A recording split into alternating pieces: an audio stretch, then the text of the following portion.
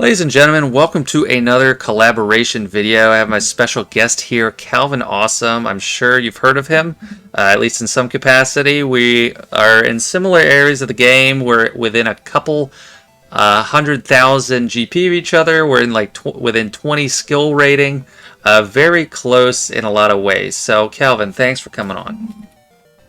Yeah, it's my pleasure, man. We talked about this previously on my video on my channel, but we very well might get matched up if all the right things happen over the next couple weeks. I know. We need a little bit of a perfect storm, and maybe we can match up in 5v5 or something. But that would be pretty sweet. Speaking of 5v5, are you more in favor? Do you like 5v5 more than 3v3? Do you hate 3v3? What's your preference? I definitely like 5v5 more. I recognize 3v3 as a real game mode. It's been here for years. It's existed in other mediums like Galactic Challenges and whatnot. So I feel like I like it more than most people. But I mean, the game is 5v5 for me. Like that's where, and I feel like that's where a lot of the theory crafting can come in, where you're allowed to use more tools against more tools, and it's a little bit less brute force versus brute force. Yeah. I think I enjoy 3v3 more than the next guy because, I don't know, I feel like it's a mental break. It's just less, in a way there's more variables to handle, in a way there's less. It's like I don't have to, think of like every little element. It's just three characters I got to worry about, so there's a lot of things there I do like about it. And I have Calvin's roster pulled up. I see you have Jabba, Relic 7, but no Ultimate, so you must have recently unlocked him. Yes. Very recently. I just got him for 3v3. Oh, nice. Were you able to slap all the Zetas on right away? I was, but I had literally 0 to spare. I'm sitting here with a total of 2 left over, and I can't... I shouldn't do either. I should wait. That would be the smart, educated thing to do. But I'm very tempted between both Tuskens as well as Afra's droids. All of which are like gear 7, so it's not really a wise move. So you're not close to Afra? No, I ran the math, I think, yesterday. I'm probably still about 2 to 3 months, so that gives me enough time to relic, like, Trey up to R5, or B2, or Jedi Knight Revan, like, all those things that I've been putting off for months that everybody in my streams has been like, your grief should really be R5, and I'm like, well, that'd be nice. Yeah, it's always like when someone says, "Oh, you should have this at this." I'm like, "Okay, go to my roster, look at something, tell me you shouldn't have him there, and then okay, maybe I can concede to have this." It's like you don't have unlimited resources. But see, you got him at 5-star. Do you still have like a bottleneck at below gear 12, or like a Cairo? I wouldn't call it a bottleneck per se because it's mostly for things that don't matter. I've been pretty strategic ever since they upgraded everything so that we get more gear in regards to that. I'm never really lacking when I need to bring a character up. Like this just happened yesterday or maybe even today. Hondo just finally got 7 stars and I had all the gear prepared for him to go all the way up to Relic 5 or whatever it was. But I mean, I don't have like golden eyeballs coming out the wazoo. My Tusken Chieftain is still stuck on him. So I'm hesitant to call it a bottleneck because ultimately it never really holds me back. I can get through it quick enough. But I don't have 5 or 6. So you don't have stock. You don't have like stockpiles of like gold eyeballs. Okay. Dang. Stun gun, stew, carbs, all of it's like at 0 or 4. Oh dang. Yeah. Wow. What a noob. I have like 1,500 Carbantes right now, and it's like, yeah, that's great, but I don't know. If I get someone to gear 12, they're gonna stay there. Even if I got someone to gear 13, they're gonna stay there for a while. It's interesting to see where people are at. I think I used to have more of a stockpile, and then for whatever reason, whenever they did the gear expansion, I decided that every single pilot that I have is going to gear 12. Just because, again, they're not necessarily a bottleneck, just because I don't have, as many as I should. So literally all of them are up there, I think, except Sith Assassin. And because it was either do Sith Assassin or start working on Tuskens, and there's too many GCs around to ignore Tuskens. Yeah, that's I've come to a similar realization that crew members are good to get to just gear 12 because it's like getting a gear 12 pilot is a much better impact than a gear 12 character because a gear 12 character is mostly useless in the base game. And we were just talking on your channel. That's how I tragically applied a Zeta to young Lando today. Oh, I was yes. upgrading pilots, and I was like, oh, I can give him his Omegas, and I forgot he had a Zeta. Slapped the bad boy on, and now I'm very sad. My next question for you is kind of like the first one I wanted to ask, but I kept asking all these other tangential questions. When did you start playing SWGOH, and what got you into it? Oh gosh, so I originally played Star Wars Commander with my dad. That was kind of like a bonding thing for us. But after about a month or so, I got kind of bored with it. I took like 16 days to upgrade a headquarters. I'm like, all right, I'll come back in 16 days. And you know what happened in 16 days? I forgot. So Yeah. I was looking for something else to do while I waited, and Galaxy of Heroes had just hit. This is back around when The Force Awakens came out. I don't remember if that was near launch or not. I'm sure someone in the comments will. Yeah, that was near launch. Maybe you might. So I started playing the game then, and then I started on this really, it's kind of a complicated story, but on this journey to Brazil where I lived there for 5 years. And for the very first 2 years that I was there, I just couldn't play SWGOH. Like, it was, especially back in the day before we had auto and like ×2 and ×4, it just was not possible. So I pretty much dropped the game entirely. That account still exists. That's still the one I used for 2 years. And when things finally started to calm down when I was in Brazil, I actually picked the game back up. This was during the Treya meta. Same account, didn't change anything, so I got stuck. So you didn't restart? This was probably no, and that was probably stupid because I got stuck with the same squad arena that was near launch, and I had to fight tooth and nail to get all the way back through that to be able to get, you know, the free-to-play crystals and squad arena. It was not fun. I had to. So I would fall 100 places overnight. So what did you have when you came back? Like, how much of a roster did you have that you decided to keep it? My one saving grace, and you have to remember, I was not educated at this time, so I didn't realize that this is how uneducated I was. I thought Squad Arena was everyone in the entire game. I thought that too when I started, I didn't realize it was a locked shard. So in my understanding, like, why in the world would I start a new account? I'm just gonna have to beat these same, you know, jerks over here anyways. Wow. So I just didn't, and you know, I was playing very casually at that time. I didn't really care about anything. But I won my saving grace, and this is probably why I'm still playing the game. I had not hit 65 or whatever it is that you unlock 60 Fleet for Arena. ships? Oh, okay, yeah. Yes. So when I was playing, you know, 2 years later, I unlocked Fleet Arena, and I actually had a chance against these guys. And that's really where the game got fun, because my first two Gear 12s, this is crazy. These characters weren't even that great back then, but Biggs and TIE Fighter Pilot. I got both of them to Gear 12. That's smart. And I started getting 400 crystals on Fleet Arena, and the rest is history. I was able to build up everything else in my account. I was eventually able to get first in Squad Arena for years. It was What was the squad you were able to get first with in Squad? It was CLS. So shout out to Operation Metaverse and Chill. They featured a counter where if you use CLS Thrawn, you could beat Darth Revan. And I have the counter memorized to this day. It was wild. Really? You had to shoot Bastila Shan Fallen first, if I'm not mistaken. It was either her or HK, depending on how their tenacity was. And you needed them to resist a certain amount of debuffs. And if they did, then you got you would get enough turn meter on CLS that you would be able to go, I think, strip turn meter or something. You were able to do something or gain turn meter that Thrawn could go. You fracture someone important, and then you just annihilate the team. It was hard though. I would fall 100 places. It was so hard to climb with that team. Dang.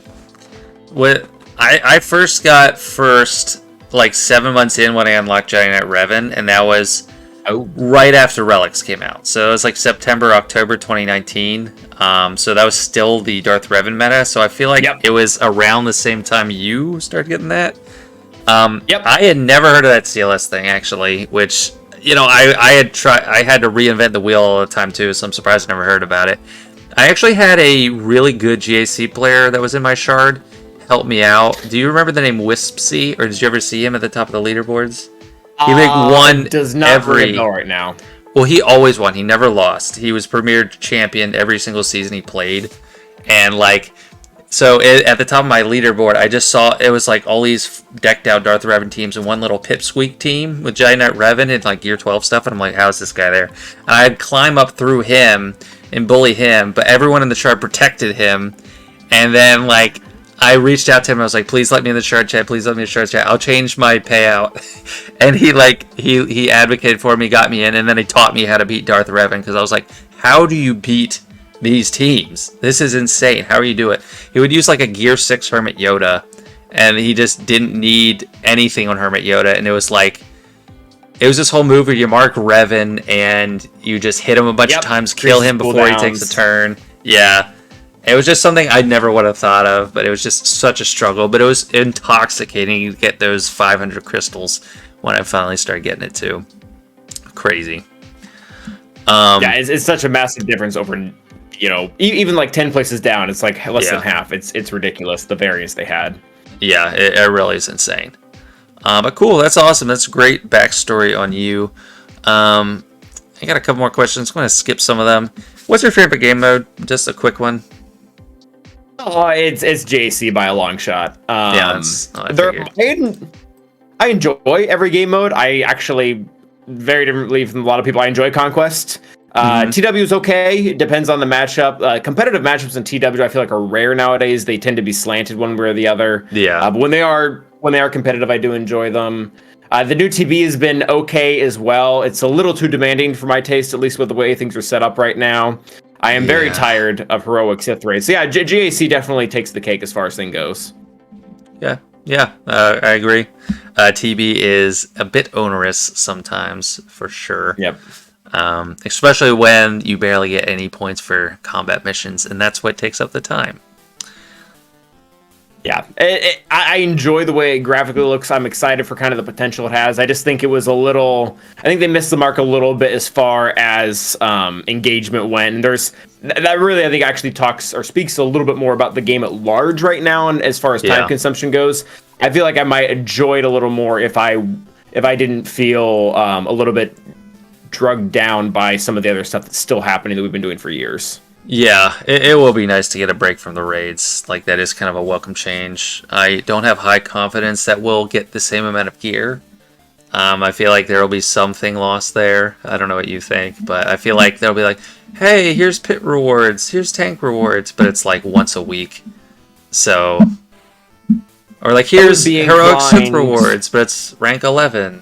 So it's like the crappy little blue box.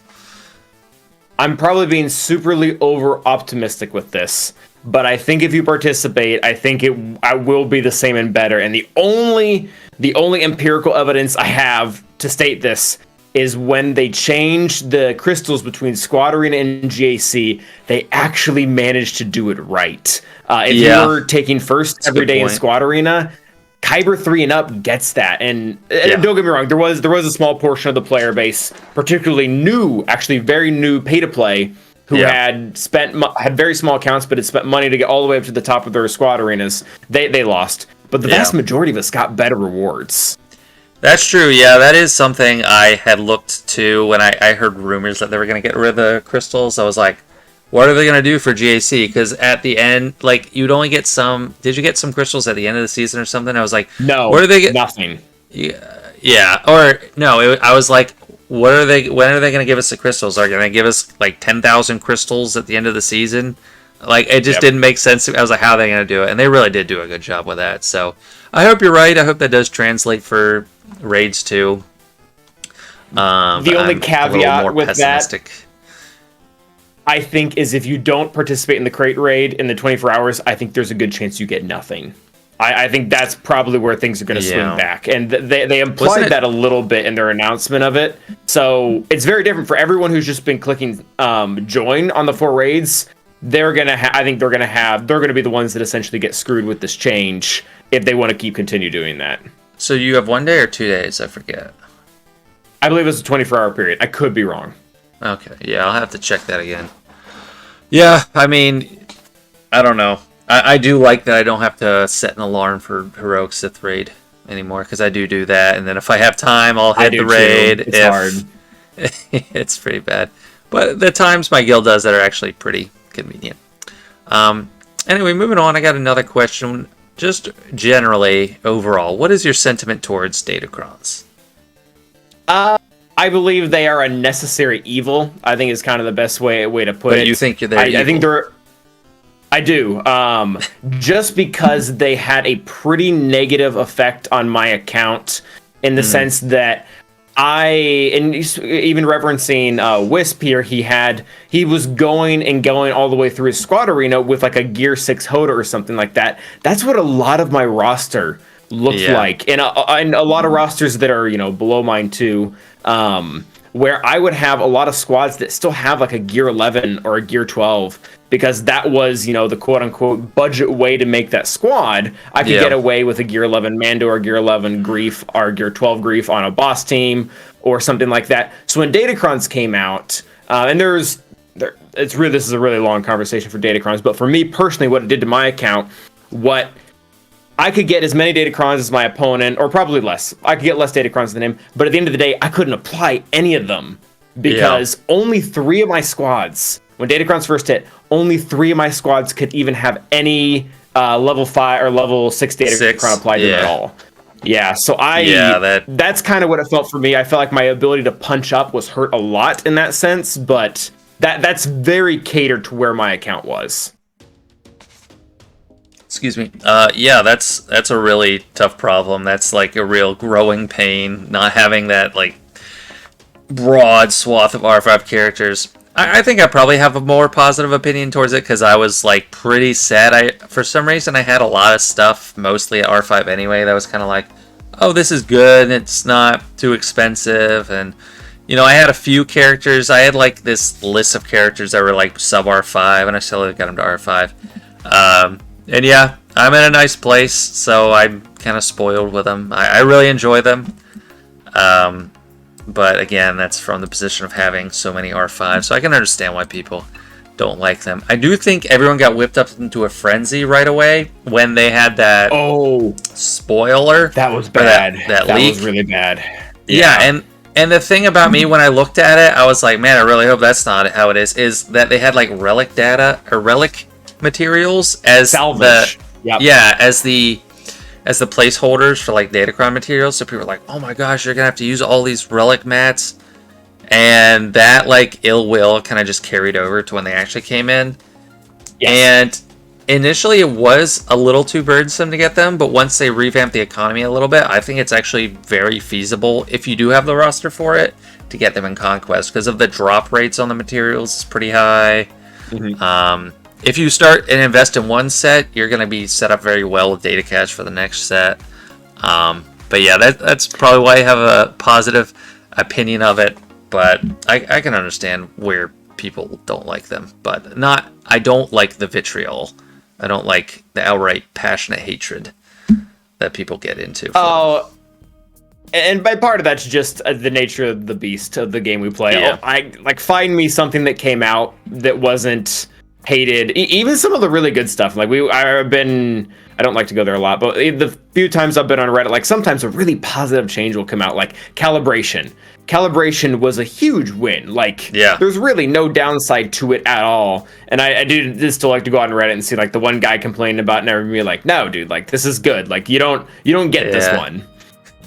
Yeah, no, that's an amazing change. I will say, I think there's a better chance of re-rolling the same stat than there is of any of the other 3 stats.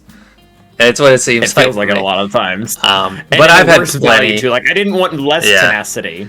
Yeah, that is funny when it's like going from 15 flat defense to 12 flat defense.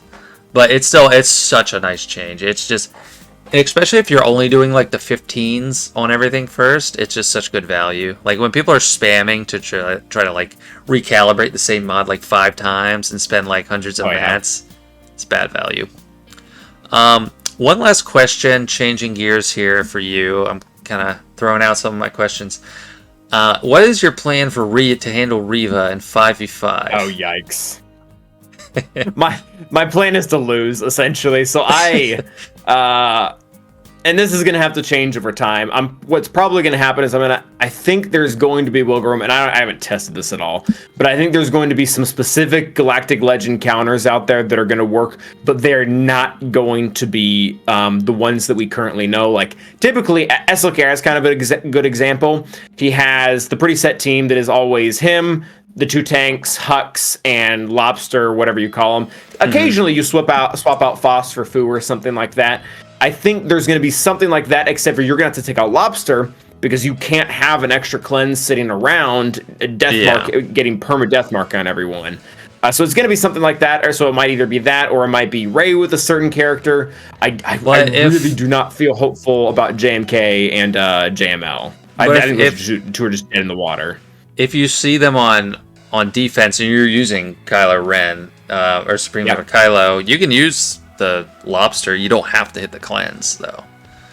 So if you just don't hit it, do you think he's better?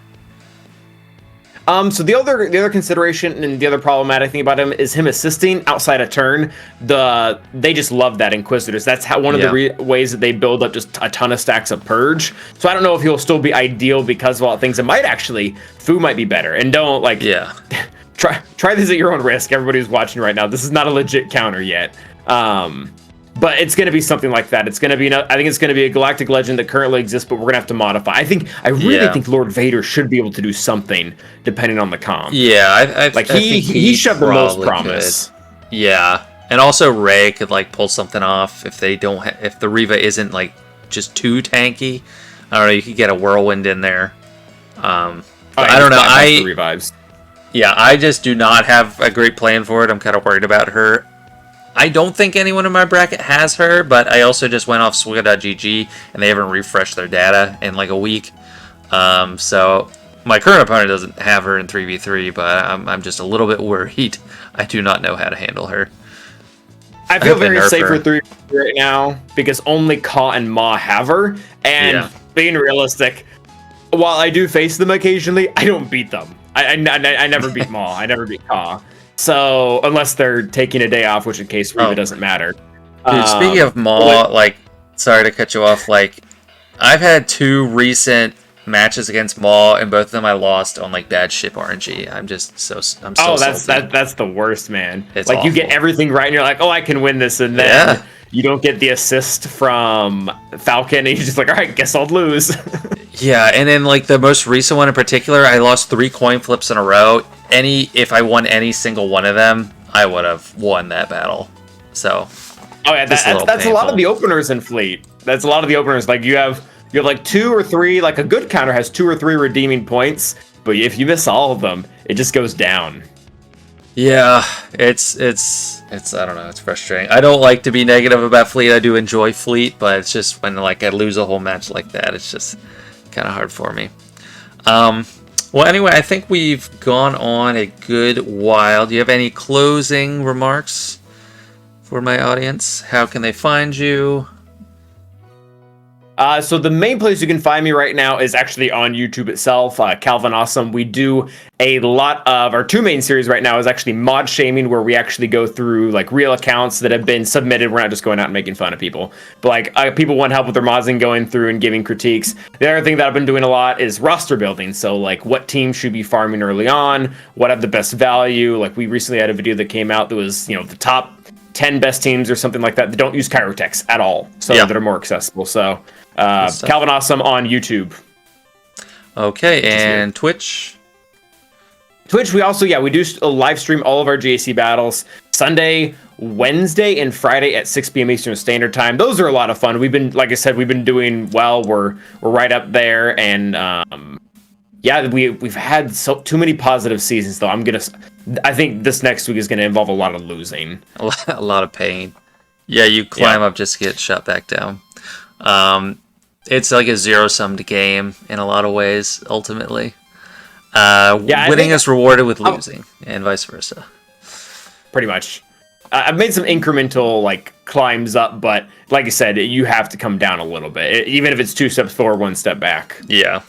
My favorite thing to see when I scout an opponent on their SWGOH profile is a straight line up to see that they've been climbing. And then I'm like, okay, yeah, they're on a win streak. They're out of their depth, and should be pretty easy. Yeah, you feel all like right. Thanos, I am inevitable. Pretty much. All right, well, that's it for today. Calvin, thanks for coming on. Really enjoyed it, and hopefully we can do this again sometime. Yep, my pleasure being here. Looking forward to the next one.